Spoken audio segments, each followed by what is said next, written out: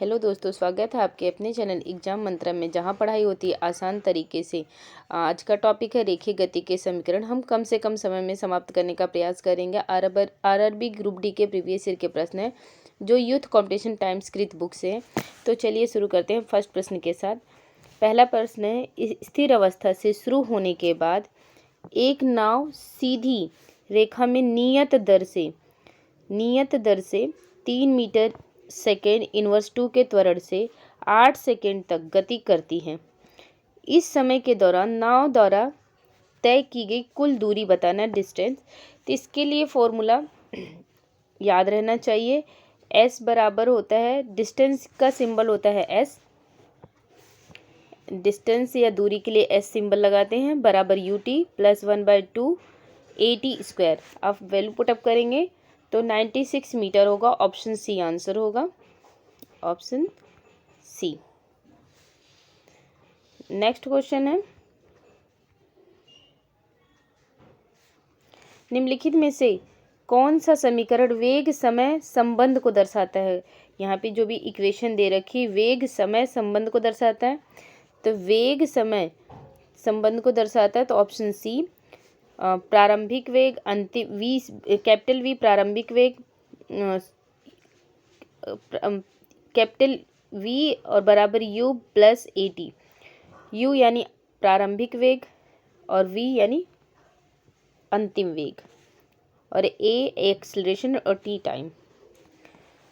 Next question है, एक car 5 second में 1 मीटर सेकेंड इनवर्स 2 के एक समान त्वरण से चलकर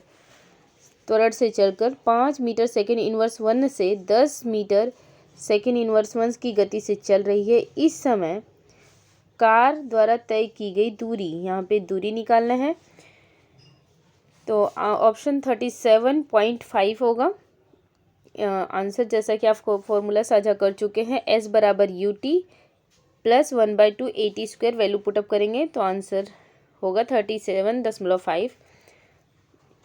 नेक्स्ट क्वेश्चन है, गति का दूसरा समीकरण डैश और समय के बीच संबंध देता है, तो स्थान और स्थिति के बीच संबंध देता है। और दूसरा समीकरण, गति का दूसरा समीकरण s बराबर ut प्लस 1/2 AT² होता है। नेक्स्ट क्वेश्चन है,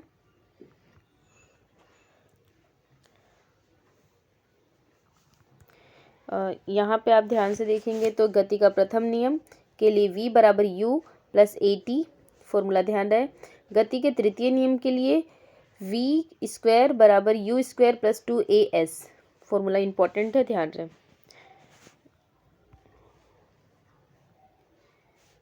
गति का दूसरा समीकरण स्थिति और स्थान डैश के बीच संबंध दर्शाता है, तो स्थिति स्थान, स्थिति एग्जाम में स्थिति भी दे सकता है, स्थान भी दे सकता है, दोनों में से कोई एक शब्द होगा और समय होगा, तो ऑप्शन डी आंसर होगा।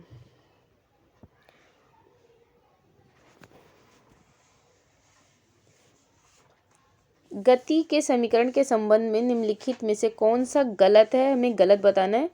जैसे कि हम गति का प्रथम के हिसाब से आपको साझा कर चुके हैं, v बराबर u प्लस AT, ये प्रथम में आ जाएगा। s बराबर ut प्लस 1/2 AT², ये सेकेंड का है।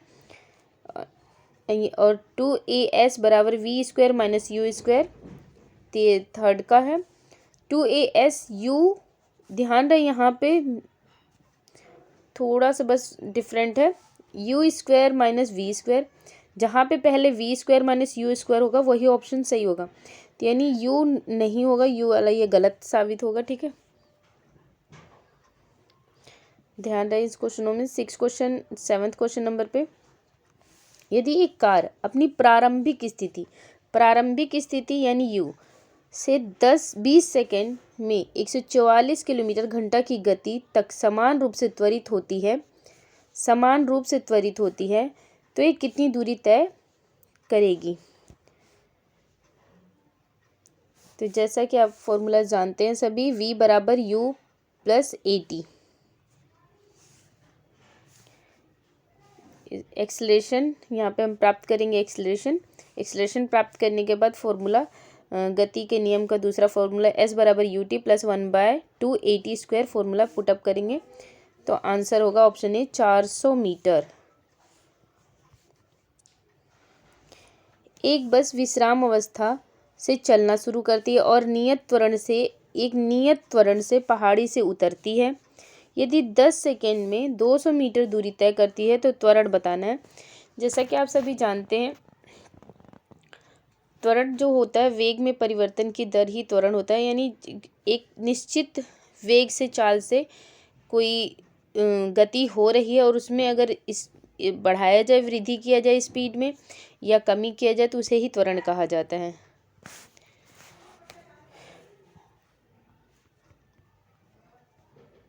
जैसा कि यहाँ पे ऑप्शन ए होगा 4 मीटर पर सेकेंड स्क्वायर। त्वरण का ऐसा यूनिट होता है मीटर पर सेंटीमीटर स्क्वायर पर सेकेंड स्क्वायर। यहाँ पे वैल्यू पुटअप करेंगे गति के द्वितीय नियम का s बराबर U T 1/AT square. Question next में 9 क्वेश्चन है। 1 kg की द्रव्यमान वाली एक वस्तु पूर्व डायरेक्शन की ओर 2 मीटर पर सेकेंड के वेग से, जैसा कि यहाँ पे आप वेग देख रहे हैं तो वेग का ऐसा यूनिट होता है मीटर पर सेकेंड होता है, ध्यान रहे, गतिमान कर रही है तो वेग परिवर्तित नहीं है, यहाँ पे वेग समान है। इस पर उत्तर की ओर 1.5 न्यूटन बल लगाया जाता है। 2 सेकेंड के बाद वस्तु का विस्थापन यानी डिस्प्लेसमेंट क्या होगा? 7 मीटर होगा आंसर। जैसा कि आप फॉर्मूला जानते हैं, न्यूटन के गति का फर्स्ट फॉर्मूला जो है F बराबर ma, जिसमें बल की परिभाषा की बात की गई। न्यूटन की गति के नियम में बल की परिभाषा की बात की गई।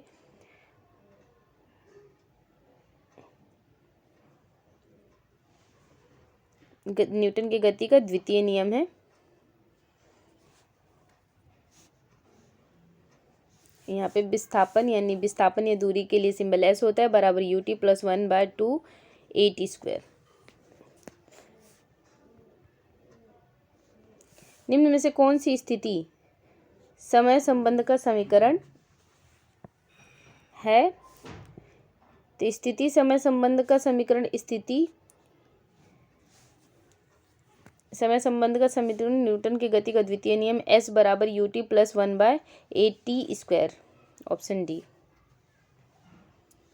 एक वस्तु अपनी स्थिर अवस्था से चलना आरंभ करती है, 2 सेकेंड में 5 मीटर पर सेकेंड की गति प्राप्त कर लेती है। त्वरण क्या होगा?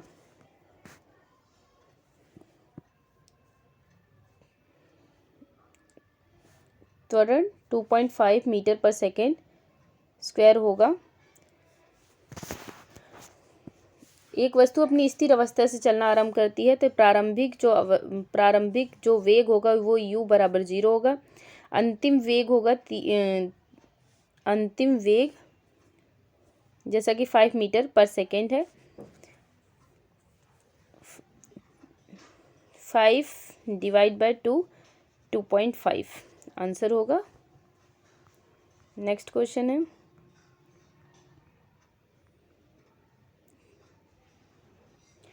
निम्न में से कौन समान त्वरित गति का समीकरण नहीं है? समान त्वरित गति का समीकरण नहीं है तो जैसा कि गति के फर्स्ट नियम के अनुसार v बराबर u प्लस AT, ये सही है। s बराबर U T plus 1/2 AT square, ये भी सही है। यहाँ पे ऑप्शन सी गलत है।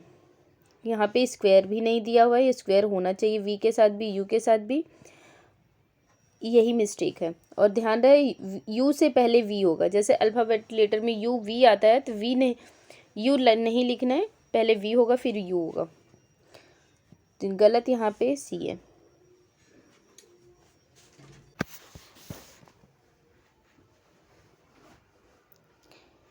एक बच्चे के हाथ में 1.4 kg की एक गेंद है और वह इसे ऊर्ध्वाधर रूप से ऊपर की ओर फेंकता है।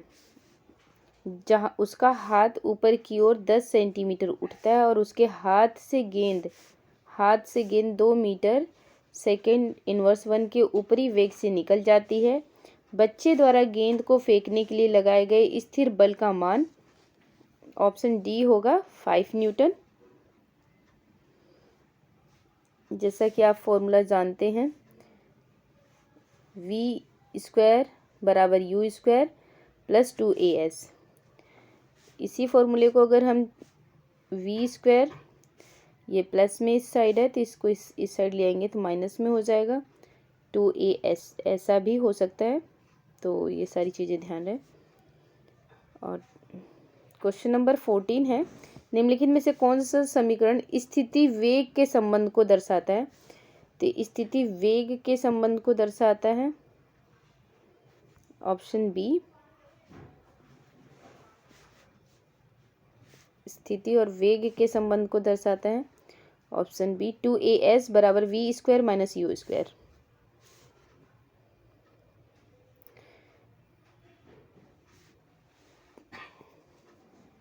एक अचल स्थान से चलकर सोनी का वेग साइकिल द्वारा 30 सेकंड में 6 मीटर सेकेंड इनवर्स 1 हो जाता है। साइकिल के त्वरण की गणना करें। तो 0.2 मीटर सेकेंड इनवर्स 2।